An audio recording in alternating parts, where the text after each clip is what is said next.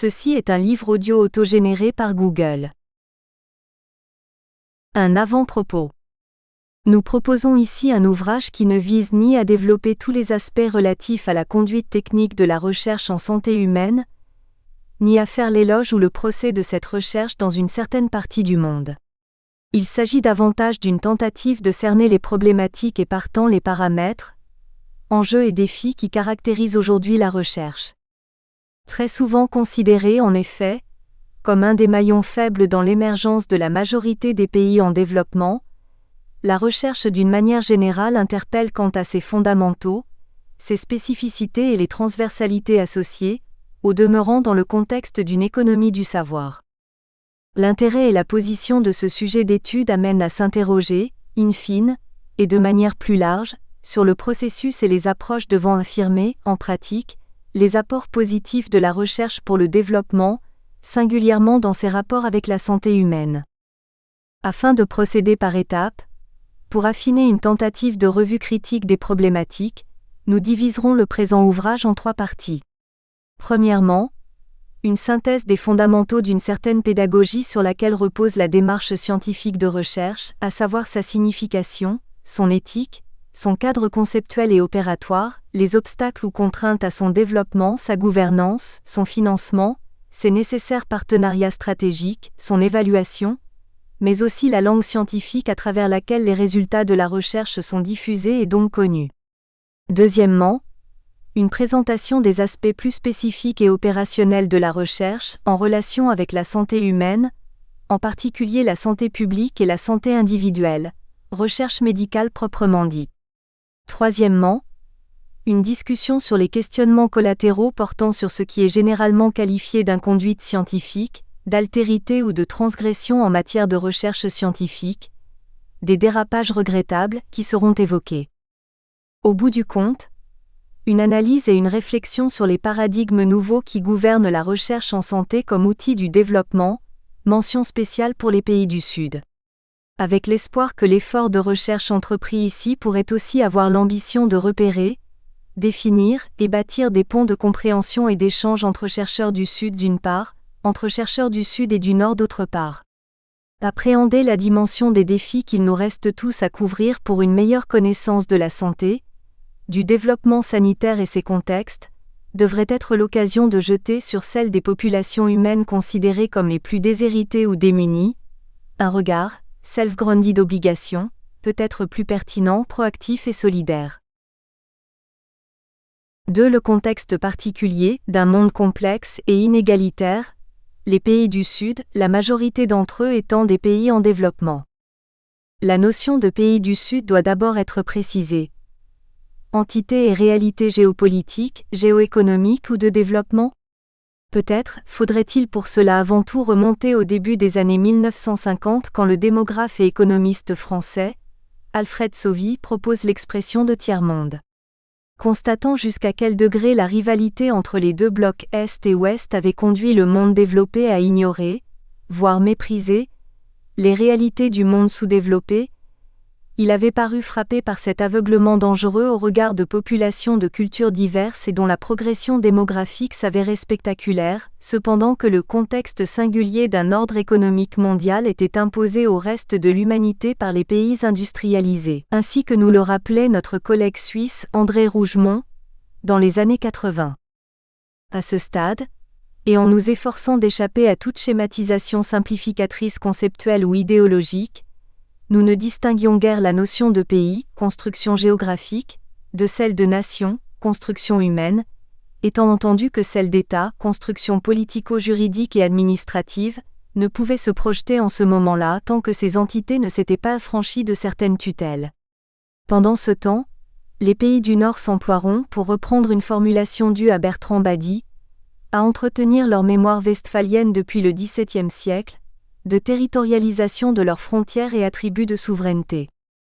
Ce qui est vrai, c'est que la donnée tiers-monde, qui devait révéler l'intersection voire l'imbrication de réalités à la fois politiques, économiques et démographiques, mettait en interface une recomposition de cette entité historiquement datée, économiquement significative et politiquement ambiguë, pour citer l'historien français Benoît Pellistran 2007. Une entité qui se singularisait surtout par des inégalités flagrantes de développement avec les pays du Nord. La grammaire d'une certaine lecture du contexte international veut qu'après les mouvements de décolonisation qui se sont affirmés comme de véritables ruptures avec les codes hérités et jusque-là imposés par les puissances dominantes, on a vu émerger d'autres acteurs internationaux. C'est précisément en ce moment-là que les pays du Nord feront le douloureux constat d'une décolonisation mal accomplie voire ratée, avec ses tragiques conséquences aujourd'hui bien répertoriées, au point que des problèmes vont se poser, allant jusqu'à parler avec insistance, non plus du tiers-monde, mais du sous-développement, ainsi que de l'intérêt d'une redistribution des alliances avec à la clé une recomposition de l'ordre mondial.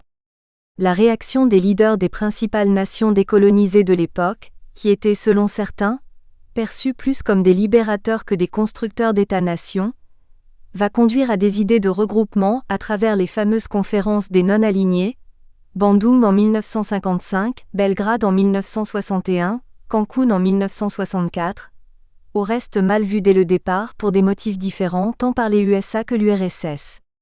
Il faut se reporter à ce qu'en avait dit le grand leader africain, originaire de Tanzanie, le regretté Julius Malebo Nyerere 42.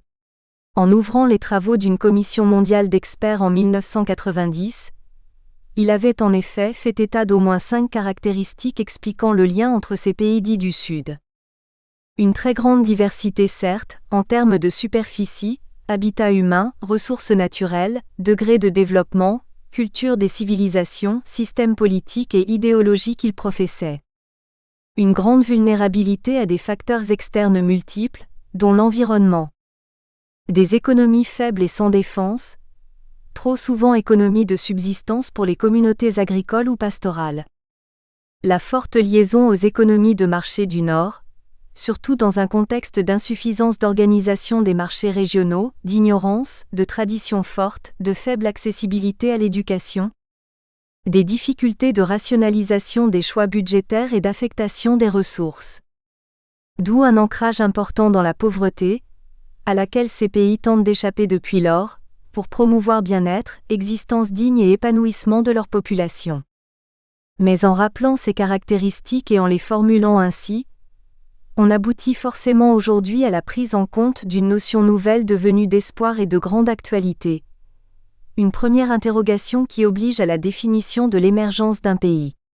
Ce concept est apparu au cours des années 90, à partir de l'élargissement de la notion de nouveaux pays industrialisés. Si aujourd'hui les éléments de mesure de cette émergence sont relativement discriminants, et si de nombreuses déclinaisons peuvent être évoquées, d'ordre historique, géographique ou économique, il faut bien reconnaître que le dynamisme dans l'intégration au sein d'une économie mondialisée en représente désormais le paramètre essentiel. Restera à chacun de relever les défis de mise en œuvre de cette grande vision nouvelle du développement. Même si les pays du Nord entendent toujours entretenir leur rapport asymétrique de puissance, voire une certaine domination vis-à-vis des pays du Sud. L'irruption de certains pays du Sud, les BRICS, Brésil, Russie, Chine, Afrique du Sud, sur la scène internationale, ambitionnant de rivaliser avec les traditionnelles puissances occidentales, visera surtout à les voir s'affirmer comme ayant un potentiel réel, soit comme pôles régionaux, Brésil, Afrique du Sud, soit mieux encore, pôles mondiaux, Chine, Inde, voire pôles de puissance, en raison de leur masse géographique, de leur niveau technologique et de leur ancrage comme État-civilisation. La Russie n'est pas citée ici, en raison de sa position géographique et historique particulière qui en fait un ancien pays communiste, à fort potentiel technologique, en transition vers l'économie de marché. Une certaine dissemblance va alors être constatée entre les pays dits émergents. D'une part Chine et Inde, Brésil et Afrique du Sud, et d'autre part les pays peu développés et pauvres, qu'ils soient d'Afrique, d'Amérique latine ou d'Asie. Il est louable de reconnaître et dire avec les experts du Sud que les disparités croissantes Nord-Sud, les rapports asymétriques et biaisés que nous venons d'évoquer entre Nord et Sud, qui expliquent que la dépendance prédomine largement encore sur l'interdépendance, la situation défavorable au sein du système économique mondial, le modeste intérêt porté au social, la mondialisation croissante de l'économie, le faible soutien politique à une réelle culture scientifique seront autant de constats qui hypothèquent les perspectives des *** à venir, y compris dans la sphère de la recherche, pour la très grande majorité de ces pays en développement. Même si certains, pour des motifs liés à une histoire commune d'opprimés, Inde, Chine, préfèrent toujours stratégiquement la posture de s'y ranger. On ne peut cependant occulter une autre interrogation. Doit-on parler d'un Sud, ou glisser aujourd'hui vers la reconnaissance de facto de plusieurs Suds, tout au moins en matière de recherche scientifique? Il faudrait citer des pays pétroliers à revenus élevés, relevant du Proche et Moyen-Orient, dont l'Iran ou certains Émirats arabes, auxquels on peut associer pour des raisons de proximité géographique la Turquie, cette dernière étant en désir d'intégration au nord. Ils peuvent, à la faveur des pétrodollars, disposer d'infrastructures de recherche enviables. On peut noter également les pays émergents à fort potentiel, qu'ils soient d'Amérique du Sud, Brésil, d'Asie, Inde, Chine, Corée du Sud, Singapour ou d'Afrique australe, Afrique du Sud. Enfin, on doit faire mention spécifique des pays non émergents, sans doute la catégorie la plus fournie dans cette classification de pays du Sud. Référence étant faite à l'Asie certes, exemple Bangladesh, Malaisie, Vietnam, ou à l'Afrique du Nord, mais aussi à l'Afrique subsaharienne, Éthiopie, Ghana, Nigeria, Côte d'Ivoire, Cameroun, Kenya, Angola, pour ne citer que quelques-uns. Ces pays ont été catégorisés par plusieurs appellations. D'abord pays sous-développés, pays peu développés, pays les moins avancés, pays en voie de développement, ensuite pays en développement, pays à ressources limitées, pays à économie de faible revenu, low and medium income countries. Les connotations très souvent économiques pour ces appellations qui ignorent la diversité de ces pays au plan géographique, démographique, politique ou culturel pour ne retenir que ce qu'ils ont en commun. Un seuil de pauvreté sociale plutôt largement péjoratif. Une diversité d'intitulés qui, dans tous les cas de figure, rappelle généreusement qu'ils furent des pays du tiers-monde. En fait, et au-delà d'éléments clivants tels les aléas de la géographie physique, la culture des civilisations ou les croyances religieuses, on peut dire que le différentiel entre tous les sous-groupes de pays cités est important à relever, autant dans ses aspects historiques, ses considérations géopolitiques, que ses substrats humains, économiques et technologiques. Ceux-ci, pour la plupart, reposent cependant sur un dénominateur commun. Un certain passé historique de lutte pour l'émancipation de peuples qui, depuis lors, ont la prétention tous d'avoir résolument emprunté le corridor du développement technique et scientifique, du fait qu'ils n'avaient pas atteint un certain niveau de revenus. Leur ambition aura toujours été d'échapper à la pauvreté et donc au sous-développement, même si cette situation n'est pas le seul élément qui ait fait le ciment ou même le lit de leur communauté de destin. À preuve la vision et la volonté obstinée qui ont conduit à un véritable bond celle des aires culturelles, qui auront embrassé par la suite et très tôt l'option d'un certain capitalisme cognitif, c'est-à-dire d'une économie de la connaissance, tels certains pays d'Asie de l'Est comme Singapour, Corée du Sud, Chine, Hong Kong, Taïwan, à travers un investissement massif dans l'éducation, la recherche, l'innovation, la technologie, intelligence artificielle, toutes choses qui ont généré une incroyable vitesse de transformation dans ces pays où les scientifiques sont aujourd'hui bien plus considérés socialement qu'ailleurs au Sud. Ainsi donc, cette fameuse ligne rouge de séparation des rapports Nord-Sud en matière de programme de survie, et dont la paternité est attribuée depuis 1980 à l'ancien chancelier allemand Willy Brandt, a-t-elle été vue au premier abord comme une ligne imaginaire, en fait symbolique, en ce qu'elle illustre l'interface des inégalités de développement entre deux parties du monde, pays développés, pays en voie de développement. Ce constat reste d'ailleurs d'actualité puisque le nouvel agenda de l'ONU à l'horizon 2030 a dû faire encore récemment l'amer constat des multiples dimensions des inégalités persistantes dans la construction des sociétés humaines vivant sur notre planète. Un clivage nord-sud devenu certes contestable et critiquable, et même contesté et critiqué quant à sa pertinence, cela dépend de quel côté on se trouve, depuis l'émergence notamment des BRICS dont la croissance économique est supérieure à celle de nombre de pays d'Europe ou d'Asie centrale. Mais une expression ou formulation qui reste très utilisée dans les instances internationales quand on pense par exemple à la fracture nord-sud qui, elle, recouvre une réalité certaine, indice de développement et PIB en témoigne, malgré certaines limites liées à une vision strictement binaire du monde d'alors et aujourd'hui dépassée par la complexité croissante des inégalités de développement autant que la complexité multipolaire du monde actuel.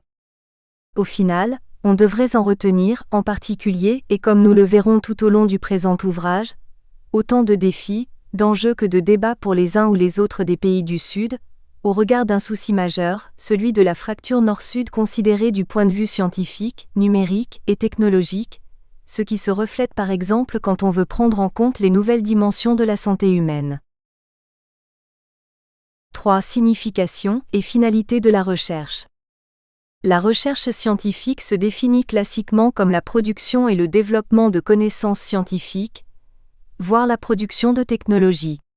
Il est important de relever d'emblée les révolutions majeures qui la sous-tendent, depuis le XXe siècle, dans le domaine de la science médicale, grâce à la lueur obstinée de l'intelligence des hommes, confrontés à la nuit persistante de tant de choses que nous ignorons encore. Bref, l'immensité de notre ignorance, pour rappeler une heureuse expression de la célèbre anthropologue Françoise Herithier. Sans doute, pouvons-nous nous réjouir des grandes percées scientifiques qui ont marqué durant le 10 siècles l'histoire de la biologie comme science. Techniques d'investigation biologique ou clinique de plus en plus performantes, identification des causes de nombreuses pathologies qui ont ébranlé le monde, avancées décisives dans la prise en charge thérapeutique de plusieurs d'entre elles. Toutefois, l'extraordinaire complexité intrinsèque du vivant, telle qu'elle s'est progressivement précisée, a obligé à redoubler d'ingéniosité. On peut aujourd'hui, hormis l'éthique, retenir 3 révolutions marquantes, thérapeutique, technologique, biologique. La révolution thérapeutique s'est concrétisée, à travers la découverte de grandes familles médicamenteuses de la médecine moderne, depuis les antibiotiques antibactériens 1928 jusqu'aux thérapies ciblées 2000, en passant par les corticoïdes, les psychotropes 1952, les contraceptifs hormonaux 1955, les antihypertenseurs, les anticancéreux, les antiprostaglandines, les antiparkinsoniens, les antirétroviraux 1987. La révolution technologique a pu se faire grâce au développement du numérique, des biotechnologies, des nanotechnologies ou des techniques d'imagerie fonctionnelle révélées depuis les années 1970 à 1980. La révolution biologique est née de plusieurs percées scientifiques dans les sphères de la microbiologie, de la biologie moléculaire, de l'immunologie, de la génétique. Découverte du code génétique puis du génie génétique, décryptage du génome humain en 2000 et partant développement de la génomie. Cette dernière vise à une connaissance plus complète des génomes, analyse et cartographie du nombre et de la position des gènes sur les chromosomes, séquençage de l'enchaînement des nucléotides et en particulier des bases azotées et des produits cellulaires qui résultent de leur fonctionnement. On sait en effet que le concept de collinéarité un gène, une protéine, des années 1970 a durablement été remis en cause depuis les années 1990, beaucoup de protéines s'étant révélées être aussi des combinaisons de gènes, des domaines, cependant qu'on constatait que les gènes codants n'occupent que 2% de l'ADN des apostrophes. Un chromosome, le reste, 98% jusque-là maladroitement considéré comme ADN poubelle, junk DNA, étant en réalité essentiel dans la mission de contrôle-régulation de l'expression des 2% des gènes codants. Il y a plus. Grâce aux nouvelles technologies qui accélèrent le processus de lecture et écriture dans la biologie, on a même pu révéler qu'à côté des gènes qui codent les protéines, il y a des phénomènes de régulation des gènes qui s'opèrent probablement par des voies complexes dites interférences ARN, lesquelles contrôlent ainsi l'expression des gènes, soit en amplifiant, enhancing, soit en inhibant, silencing, la transcription d'un gène, même assez éloigné de lui. On incrimine dans ce mécanisme une nouvelle catégorie d'ARN non codants, les micro-ARN, mi-RNA, et surtout les petits ARN interférents, si-RNA, dont l'une des fonctions est la capacité de reconnaître par complémentarité moléculaire puis interférer avec une séquence d'ARN messager, grâce à un complexe enzymatique particulier, toute chose conduisant à la dégradation spécifique de ces derniers, donc à la diminution de l'expression d'une protéine en la réduisant au silence, RNA silencing. D'où empêchement de toute nouvelle traduction de la protéine codée par cet ARN messager. Ce mécanisme de régulation et plus précisément d'inhibition post-transcriptionnelle de gènes, découvert d'abord sur de petits vers nématodes, puis sur des fleurs comme le pétunia et enfin sur les mammifères, parce qu'il consacre le renouveau des fonctions classiquement dévolues à l'ARN, a valu à Andrew Fire et Craig Mello le prix Nobel de physiologie et médecine en 2006. Un mécanisme qui suscite depuis lors un intérêt croissant, y compris au plan thérapeutique si l'on se réfère aux processus pathologiques affectant la différenciation ou la prolifération cellulaire.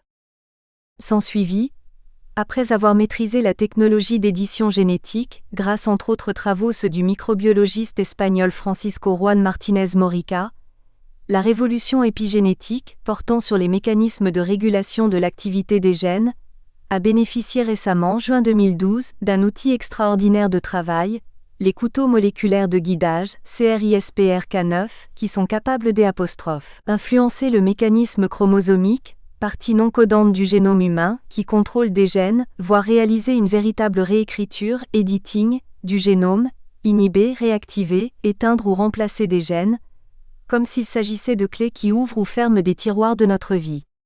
Et cela se ferait par le biais de certains phénomènes comme l'environnement et ses micro-organismes ou polluants, le comportement, le régime nutritionnel, le stress, le plaisir ou même le réseau social.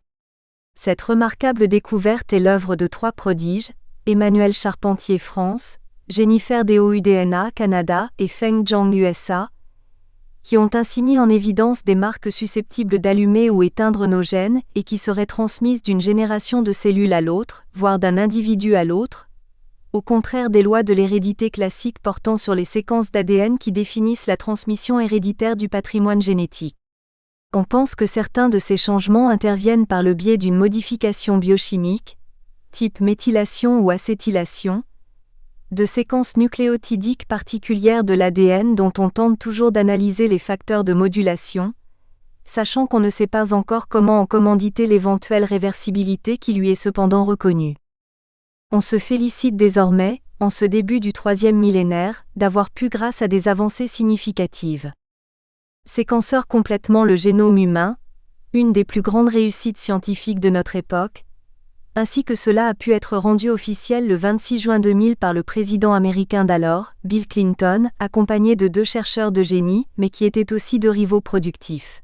Francis Collins, responsable d'un programme du NIH, l'Human Genome Project, et de Craig Venter à la tête de L'.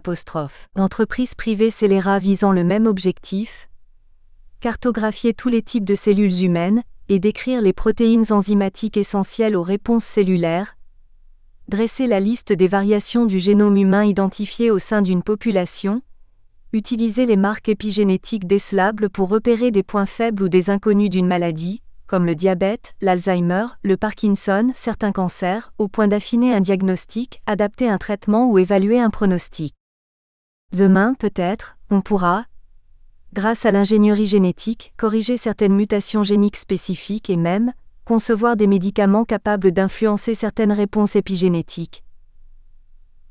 On parlera ainsi d'épimédicaments, en jouant par exemple sur des leviers d'activation ou d'inactivation.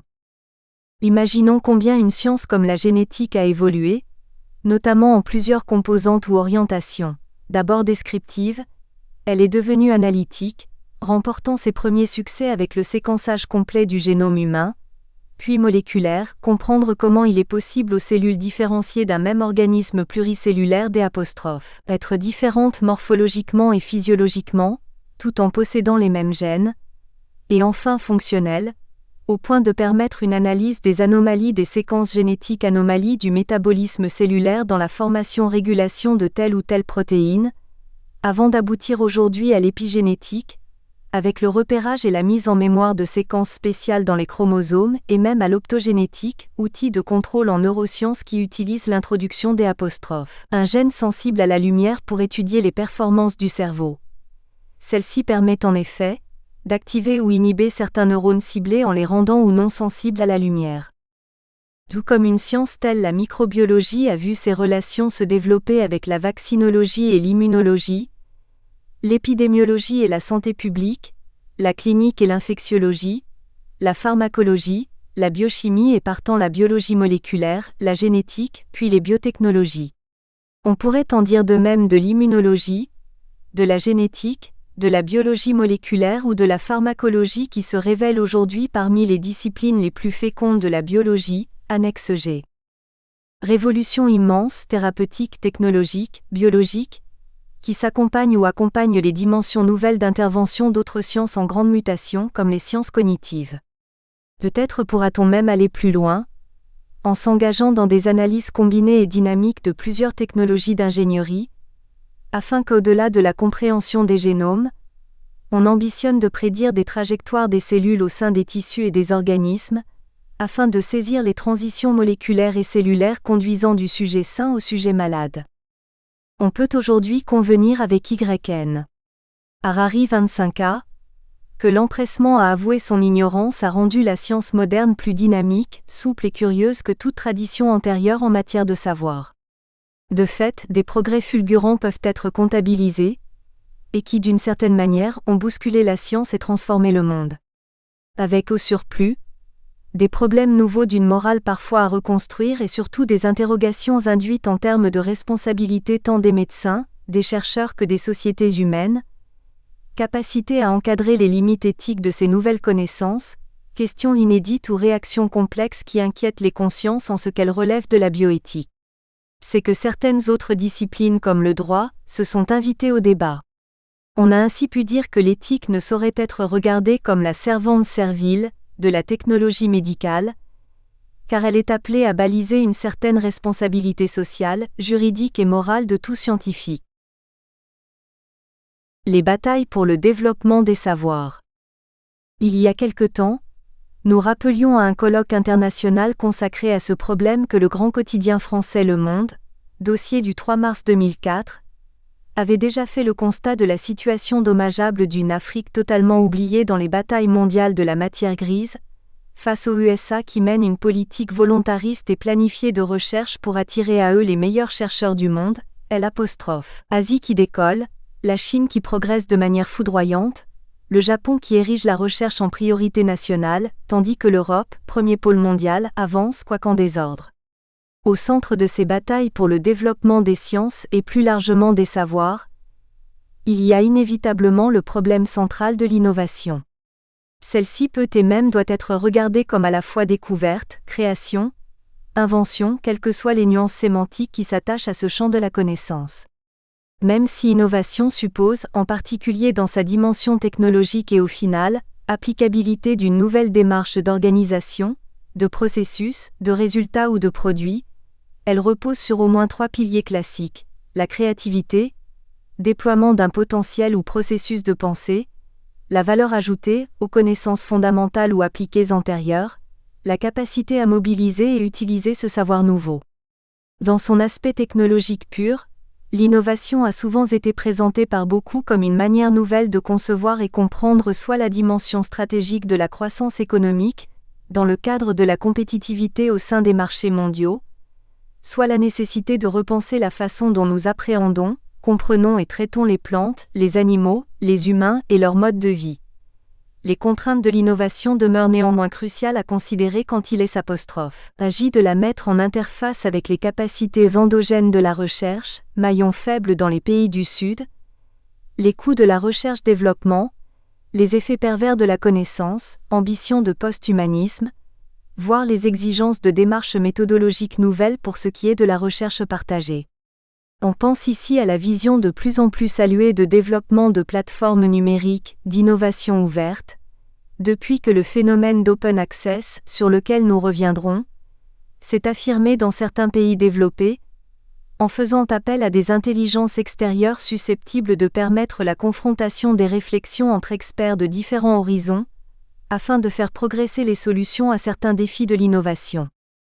En fait, il faudrait aujourd'hui distinguer dans cette course à la connaissance au moins 3 problématiques.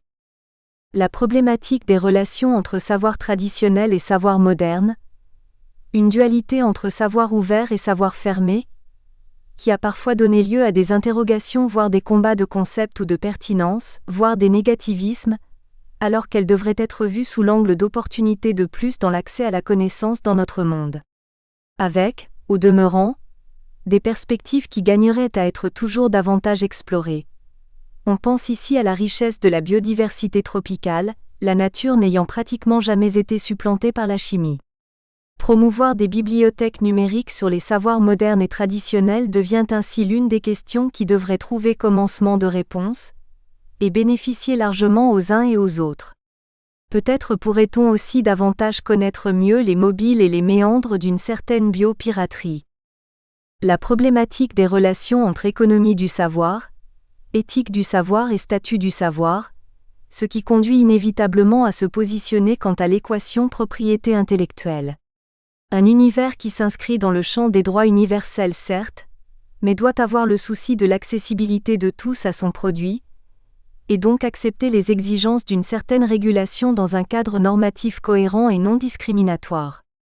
Car il s'agit bien de circonscrire le statut du savoir, tout en respectant les productions du génie humain. D'autant qu'on sait qu'il y a, selon les historiens et les philosophes, plusieurs espaces, strates et temporalités superposées de sources et de transmission des savoirs. La problématique de la finalité du savoir stricto sensu, quand celui-ci ambitionne d'aller jusqu'à espérer transformer la nature humaine, ainsi que nous le verrons en évoquant le transhumanisme, au point de supprimer toutes les limitations et faiblesses inhérentes à cette nature humaine, et même conduire, de facto, à l'apparition de nouvelles valeurs inspirées par de nouvelles et différentes finalités assignées à un nouvel être qu'on pourrait considérer comme post-humain, 41b. Nous verrons qu'il est ici nécessaire de prendre en compte des rationalités multiples qui s'interpellent, s'interroger sur l'impact par rapport au vécu de l'humain, et surtout se demander en quoi cela pourrait contribuer à l'enrichissement d'une humanité plurielle. La recherche comme source de connaissances. Toutes les révolutions scientifiques dont nous avons fait état précédemment confirment que la recherche demeure bien une source de révélation, captation, exploitation, conservation et pérennisation de la connaissance. Il faut croire en une culture scientifique axée sur la résolution des problèmes, problem solving, mais qui peut tout aussi bien reposer sur l'apprentissage de la recherche des problèmes, davantage en usage dans les sciences exactes, problem finding, grâce à la créativité qui permet d'enquêter sur ce qu'on ne pourrait parfois pas imaginer. 33. On peut aujourd'hui regretter que le manque d'expression et d'intérêt pour une culture de la recherche soit une des difficultés majeures de son développement dans la très grande majorité des pays du Sud. Il est vrai que ce constat est fait de manière répétée depuis les années 1990, autant par l'OMS que par la Banque mondiale, au point que la Conférence internationale sur la recherche en santé pour le développement, Bangkok, octobre 2000, s'en soit émue, prenant une indispensable revitalisation, autour du développement de nouvelles connaissances comme autour de la solution aux problèmes spécifiques pertinents de santé rencontrés dans ces pays du Sud. Refusons en tout état de cause que la question de l'utilité de la recherche, qu'elle soit culturelle, sociale, technologique ou économique, continue à flotter un peu trop souvent entre les lignes de certains discours de politiciens, notamment dans les pays pauvres. Peut-être faut-il recentrer le débat de fond. Faire de la recherche est en effet une notion qui renvoie à une finalité dont on peut évoquer plusieurs éléments de réponse. Cerner les problèmes, identifier puis ordonner stratifier les priorités d'une question à élucider, découvrir ou générer de nouvelles connaissances ou règles, en utilisant une méthode scientifique rigoureuse et systématique, susciter un savoir neuf et des interventions originales pour s'attaquer aux problèmes détectés, développer de nouveaux outils d'investigation, d'identification ou de riposte, formuler des approches plus novatrices, plus performantes ou alternatives pour combattre les problèmes posés, guider et accélérer l'application des connaissances pour résoudre les problèmes, faire avancer les conceptions de base et reculer les frontières du savoir, avoir pleine conscience de certains risques, conséquences éthiques et des limites de toute quête, mise en cause possible de l'essence, la singularité, l'énigme même de l'espèce humaine, renforcer les politiques sanitaires et orienter l'action à partir des réponses des scientifiques, à condition bien sûr que la puissance grandissante des technosciences ne conduise pas à des artifices de réponse aux défis sociaux ou humains, encourager une culture scientifique axée sur la résolution des problèmes, éclairer le public, mention spéciale par exemple pour les personnes vivant avec le VIH, le diabète ou le Parkinson, mais aussi éclairer le décideur politique qui devrait trouver intérêt à consulter les scientifiques quand il est confronté aux crises sanitaires, périls infectieux, maladies affectant des populations vulnérables, ou toutes sortes de menaces modernes, climatiques, environnementales, technologiques et autres. Il y a donc un éventail très large de compréhension des buts et de la finalité tant de la recherche que du savoir, et qui reflète très souvent les perspectives de celui qui entreprend une recherche. Mais retenons surtout que la recherche en santé humaine restera toujours source de connaissances, avec le double objectif de renforcer nos capacités à comprendre voire gommer notre ignorance, puis faire effectivement face, le cas échéant, en traduisant autant que possible les réponses scientifiques en action pour sauver les vies. Il y a cependant une formulation classiquement consacrée, en particulier dans le domaine de la santé, c'est la résolution de problèmes. Y a-t-il un ou plusieurs problèmes ? Égale identifier, sélectionner et prioriser. Que sait-on du problème retenu ? Égale rassembler les informations, puis analyser et rechercher les causes, problème analysis. Comment peut-on résoudre le problème ? Égale aider à suggérer les solutions. Search for an answer to a question. Quand appliquer votre solution ? Égale agir pour la mettre en œuvre, decision making process. La solution a-t-elle marché ? Égale faire une évaluation, tant au plan conceptuel qu'au plan opérationnel, pour apprécier l'opportunité de poursuivre dans cette voie de recherche ou repérer des alternatives de solutions. Va-t-elle effectivement résoudre le problème ? Égale affaire de pertinence et de crédibilité. Donnera-t-elle les meilleurs résultats avec un minimum de ressources ? Égale affaire d'efficience. Est-elle réaliste et réalisable ? Égale affaire de faisabilité et d'applicabilité. Est-elle acceptable pour toutes les parties prenantes ? Égale affaire d'opportunité, avantage, compatibilité, facilité, lever des doutes. Peut-elle convaincre et durer ? On pense à son impact, s'agissant par exemple des résultats de certaines recherches de santé publique.